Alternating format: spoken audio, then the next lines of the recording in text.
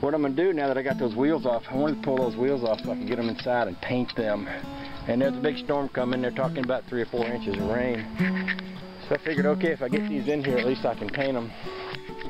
The other thing I might like to do is try to move a little dirt before we get 3 or 4 inches of rain. And I got a big pile of dirt out back. My gravel truck came and dropped,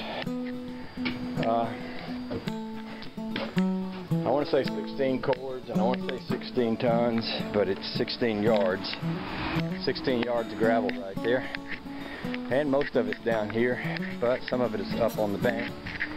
And that's up on the bank, I may leave up there because I'm thinking about using some of that to gravel a little road, especially to go up this hill when you make this curve. I think a little gravel thing would be good. So rather than try to push that down here, I may leave it there. That way it'd be easier to get the wheelbarrow and carry it over there and spread it than it would to push it uphill. So I don't think I'm going to spread anything today. I'm just happy to have it here.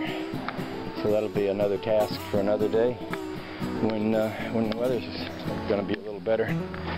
So with that said, I'll get things set up in here and see what I can find for paint. I found some red and some yellow, and I used to have some green, but it doesn't feel like there's much of that left. And black feels like it's dried up, and that's white sidewall paint right there. I don't think there's enough green to get me anywhere. I know I've got some Pour 15, but I'm not going to use it on this. I'm saving that for something else. But I've got a good bit of red and even more yellow, so I got plenty of red to do the centers with and yellow to do the wheels. What I may do is take this yellow when I can and do the outside of the frame, and after that what I'm going to do is I'm going to crawl up under there and squirt that fluid film all over it, the underside, just to keep it from rusting. So that's the plan. We'll see how much gets done today. Okay, well, turns out I'm not missing an adjuster. Like I said, I've got a rat's nest in this one, but the adjuster is here and the bottom spring is here. So really all I'm missing on this one is the top spring and both springs on this one. And I think what I may do, well, I don't know, it's probably not hurting that much. I started to say maybe I'd pull these shoes off because they tend to rattle around being loose like that in there. But you know what?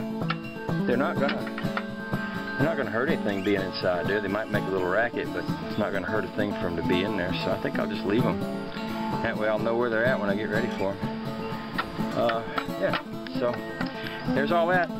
If anybody has any springs for a setup like that, let me know. There's one more thing I need, and I can get by without it, but one of my hubs is cracked right at a bolt hole. This one right here is cracked, broken here. Now I was looking at that and thinking, well, that's a stud there, and I could probably fix that, you know, with some creative welding, but then again, that's probably cast metal, probably don't weld all that good. So I suppose the best thing to do would be to find me another one of these. These are pretty common, I think. I don't believe they're hard to locate. So I'll stick with that. I know that several people said, oh, you ought to get one of those with a lug pattern and put a regular wheel on there, but you know, I don't have any problem at all running these wheels and tires. Everybody says not to, but I see people around here hauling big pieces of equipment on stuff like this all the time. And if they can get away with that, I can get away with hauling something as light as what I got. I'm not worried about it.